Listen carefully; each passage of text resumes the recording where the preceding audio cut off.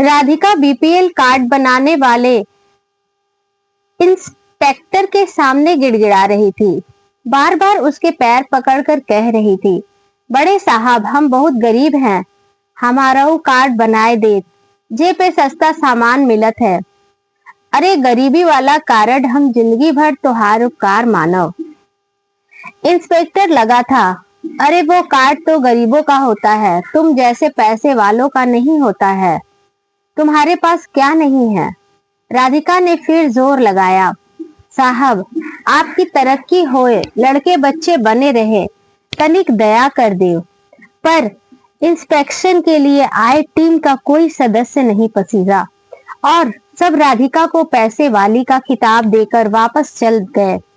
राधिका छटपटाती रह गई। वह अपने आंगन में पड़ी खाली गैस सिलेंडर, बीमार पति की दवा की खाली शीशी, स्कूल की फीस न जमा होने से दरवाजे पर कंचे खेलता छोटा बेटा, जवानी की दहलीज पर खड़ी बेटी को देख रही थी।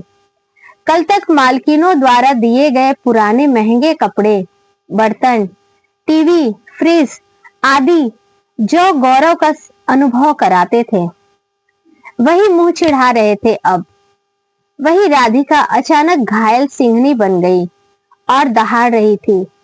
कोई सरवन का नाश होए, कीड़ा पड़े, मुड़े पर पच्चर गिरे। राधिका 3-4 घरों में चौका बर्तन करके काम चलाती थी। पति पेड़ के नीचे बैठकर साइकिल के पंचर जोड़ने का काम करता था, जिसकी आमदनी न के बराबर थी। स्कूटर कार के जमाने में साइकिल चलाते ही कितने लोग हैं। ऊपर के दमे की वजह से राधिका का पति ज्यादा वक्त घर में ही बना रहता था। बड़ा बेटा राजेश राजगीर के ईंट गारा ढोता था। उसे भी कभी काम मिला, कभी नहीं मिला। बेटी माया पड़ोस के दर्जी में तुरपन बटन का काम ले आती थी, रोज 20-25 रुपए कमा लेती थी। छोटा सुरेश अभी 8 साल का है। वह तो भला हो राधिका का कि काम वाली मालकिनें अच्छी थी, खाने पहनने की कमी नहीं होती थी। हर काम पर से साल में एक नई और 2 पुरानी साड़ियां मिल गई तो बहुत होता था। मिलने वाली नई साड़ियां भले सस्ती होती थी, पर पुरानी साड़ियां तो महंगी वाली होती थी। बड़े बंगले वाली मेम साहब ने नया एसी लगवाया तो पुराना कूलर कबाड़ी को किलो के भाव बेचने के बजाय राधिका को सस्ते में और आसान किस्तों पर दे दिया। दोनों खुश। मिसेस शर्मा के बच्चे का जन्मदिन था तो उन्होंने फालतू काम के बदले पूरी आस्तीन का स्वेटर और शॉल दे दिया। इस तरह महंगे शॉल, स्वेटर और साड़ी से सजकर राधिका बन गई पैसे वाली मेम साहब।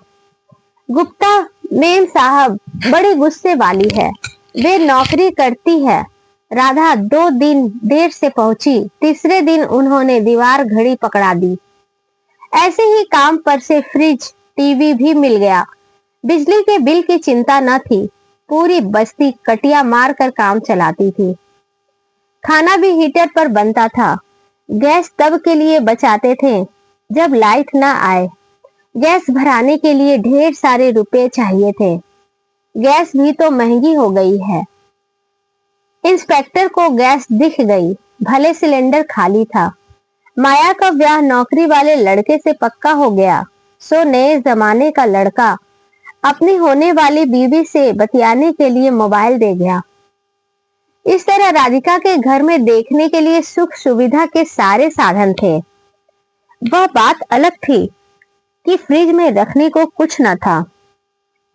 दवा की शीशियां खाली थी, गैस सिलेंडर खाली था। मोबाइल था, पर उसमें टॉक टाइम डलवाने के लिए पैसा न था। राधिका पढ़े लिखे लोगों के संपर्क में रहती थी। जब उसे पता लगा कि बीपीएल कार्ड बन रहा है, तो उसने भी फॉर्म भर दिया। साथ ही साथ पड़ोस की फूलमती काकी का वृद्धा पेंशन का फॉर्म भी भरवा दिया। काकी ने जी भर कर राधिका को आशीष दिया। अरे बिटिया, तोहार जीव दिन दिन जुड़ाए, सुहाग बना रहे, लड़कन तरक्की करे। फॉर्म भरने वाले ने एक एक फॉर्म भरने के 20-20 रुपये लिए थे। राधिका ने परोपकार में सत्तो और फूलमती काकी के पैसे भी खुद दिए थे। वह तो जब इंस्पेक्शन टीम आई तो सारा मामला पलट गया। राधिका पैसे वालों की श्रेणी में आ गई थी। किस स्तर पर गड़बड़ी हुई पता नहीं। फूलमती काकी के फॉर्म में विधवा और जवान सत्तो के फॉर्म में विधवा भरा था, इसलिए उसके फॉर्म भी रद्द हो चुके थे। बस्ती के सशक्त लोगों के कार्ड बन रहे थे। गरीब के उत्थान के लिए बनी योजनाएं गरीबों का ही उपहास कर रही थी। दूसरी कहानी। अविनाश जब सामने से आते हुए वृद्ध दंपत्ति के पैर छूने के लिए झुके तो मैं समझ गई कि वही वंदना के नाना नानी हैं। मैंने भी झुककर प्रणाम किया तो भी सकपका गए।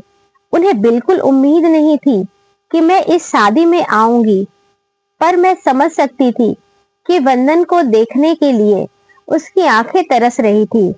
तभी तो वंदन को पल भर भी मेरी गोद में रहने न दिया। मम्मी तो वंदन को गले लगाए रोए जा रही थी। बस के लंबे सफर के कारण बहुत थकान लग रही थी। धीरज हमारा सामान स्वयं उठाकर अविनाश को ऊपर वाले कमरे में ले गया। अविनाश तो चले गए, पर मैं अकेली रह गई। सब लोग वंदन को खिलाने कम और वंदन से उसकी तुलना करने में ज्यादा व्यस्त थे। मैं एक कोने में चुपचाप खड़ी थी।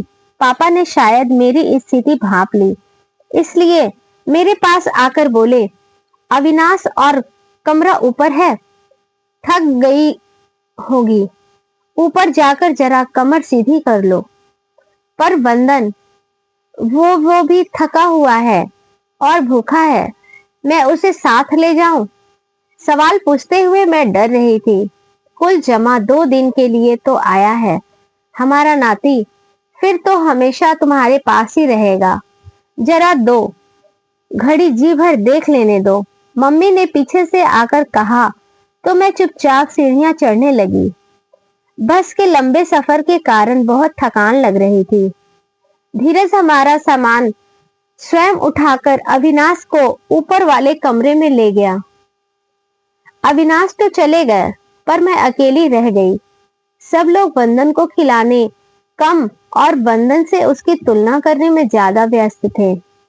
मैं एक कोने में चुपचाप खड़ी थी। पापा ने शायद मेरी स्थिति भांप ली, इसलिए मेरे पास आकर बोले, अविनाश और कमरा ऊपर है, थक गई होगी, ऊपर जाकर जरा कमर सीधी कर लो। पर वंदन, वो भी थका हुआ है और भूखा है, मैं उसे साथ ले जाऊं? सवाल पूछते हुए मैं डर रही थी। कुल जमा 2 दिन के लिए तो आया है हमारा नाती, फिर तो हमेशा तुम्हारे पास ही रहेगा। जरा 2 घड़ी जी भर देख लेने दो, मम्मी ने पीछे से आकर कहा तो मैं चुपचाप सीढ़ियां चढ़ने लगी। धन्यवाद।